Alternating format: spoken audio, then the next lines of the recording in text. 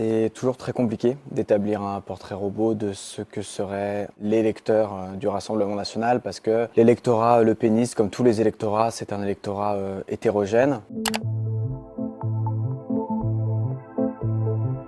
On peut, je pense, distinguer deux types un peu d'électorat. D'un côté, des électeurs plutôt précaires, plutôt de classe populaire, un électorat assez ouvrier. Et de l'autre, plutôt un électorat de petite classe moyenne, de profession intermédiaire, fragilisée. Moi, j'ai davantage travaillé sur ce deuxième type d'électeurs. Même si, après, il y a évidemment des formes de liens entre ces différentes fractions de classe, notamment la question du diplôme, qui est en fait la variable la plus prédictive encore actuellement du vote RN, c'est la faiblesse du niveau de diplôme, plus encore que le niveau de revenu. La question du vote RN comme un vote conservateur, c'est une question intéressante. C'est que moi, la phrase que j'ai le plus entendue sur mon terrain, c'est pas normal. Est-ce que vous trouvez ça normal? Moi, je trouve pas ça normal. Et on voit à quel point c'est un vote qui est émis depuis la norme, depuis ce qui nous semble normal, depuis une certaine normalité située socialement. Mais c'est une norme qui est perçue comme mise en cause, comme fragilisée. Beaucoup d'électeurs et d'électrices ont effectivement le sentiment d'appartenir à la norme, mais c'est une norme qui effectivement est située socialement et aussi qui est une norme racialisée. C'est-à-dire, ce sont des électeurs qui se situent du côté de ce que Colette Guillaumin appelle le groupe majoritaire, et c'est cette norme majoritaire qui est à défendre contre d'autres styles de vie qui sont estimés minoritaires, qui sont assignés à une minorité et qui sont souvent identifiés comme anormaux et en fait comme scandaleux. C'est-à-dire que c'est souvent perçu comme scandaleux le fait que les groupes minoritaires le soient justement de moins en moins et arrivent à donner le ton ou à imposer certains styles de vie dans un espace local par exemple. Donc c'est une norme qui est à défendre. Et c'est ça qui fait que le vote RN, c'est à la fois un vote conservateur et protestataire. C'est-à-dire qu'il faut protester pour conserver ce qu'on estime normal.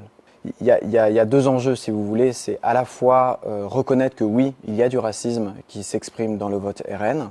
Ça, il faut être lucide là-dessus. C'est pas juste un vote de classe, hein, c'est pas juste un vote de colère sociale. C'est aussi un vote qui est nourri très profondément de racisme. Une fois qu'on a dit ça, il faut aussi insister sur le fait que le racisme, comme le sexisme par exemple, c'est un fait social qui est transversal et multiforme. C'est-à-dire c'est un fait social, c'est un rapport de pouvoir que l'on trouve dans tous les milieux sociaux, dans les classes populaires, mais aussi dans les classes moyennes, dans les classes supérieures, dans la bourgeoisie intellectuelle par exemple, aussi, mais à chaque fois il va prendre des formes différentes. Et donc le vote RN, c'est une forme parmi d'autres d'expression du racisme, mais une forme parmi d'autres et non la seule. C'est-à-dire qu'il y a tout un ensemble de manières de participer aux inégalités ethno-raciales qui ne passent pas, loin de là, par le vote RN. Donc oui, il y a du racisme dans le vote pour le Rassemblement national, mais en même temps, l'extrême droite est bien loin d'avoir le monopole du racisme. Les motivations du vote pour le Rassemblement national, il y en a toujours de deux ordres. Il y a premièrement, souvent la question du pouvoir d'achat. Avant, c'était le chômage, maintenant, c'est de plus en plus le pouvoir d'achat. Et de l'autre, le rejet de l'immigration,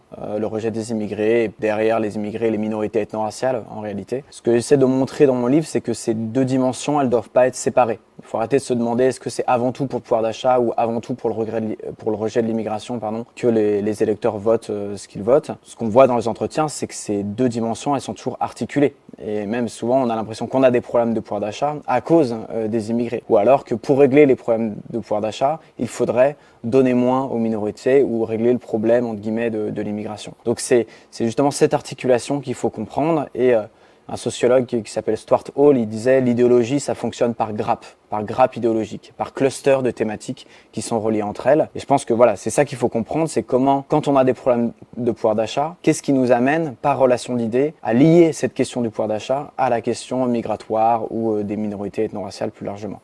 Et c'est cette articulation qu'il faut chercher à comprendre.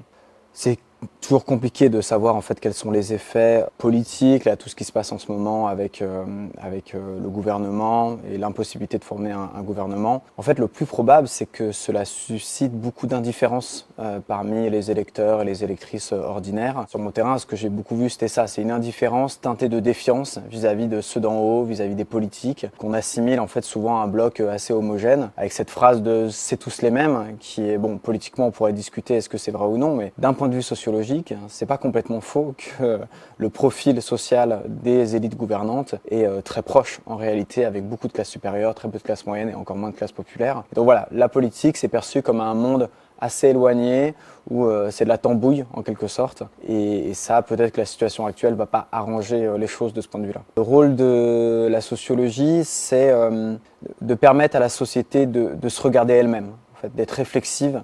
Et peut-être plus précisément, c'est le sociologue, il aide à traduire en quelque sorte quelles sont les logiques sociales, les préoccupations sociales de certains groupes et de les donner à comprendre dans des livres de sciences sociales qui sont souvent pas lus par les personnes sur qui on a enquêté, comme on dit. La sociologie, ça a un rôle d'élucidation, d'explicitation, mais ça a aussi un rôle de traduction et de diffusion des logiques sociales de groupes sociaux qui sont souvent éloignés des personnes qui lisent, eux, les livres de sciences sociales. Et peut-être la question qu'il y a derrière ça, et je profite d'être à Sciences Po pour le dire, c'est qu'on sait que les classes supérieures intellectuelles sont de plus en plus diplômées, ont un très fort capital culturel, comme disait Pierre Bourdieu. Et toute la question, c'est qu'est-ce qu'on met dans le capital culturel ? Qu'est-ce qu'on appelle culture? Qu'est-ce qu'on appelle culture générale? Et un des conseils que je donnerais du coup aux étudiants de Sciences Po, c'est de lire des sciences sociales. Parce qu'on se retrouve dans une situation où beaucoup de classes intellectuelles supérieures ont un très fort capital culturel, mais ont à côté de ça une ignorance, souvent quasi totale, de comment vivent les groupes sociaux, notamment issus de classes populaires ou de classes moyennes peu diplômées. Et ça, il me semble que c'est un problème. Et les sciences sociales peuvent aider, me semble-t-il, à rajouter cette connaissance-là dans ce qu'on appelle culture générale. Sciences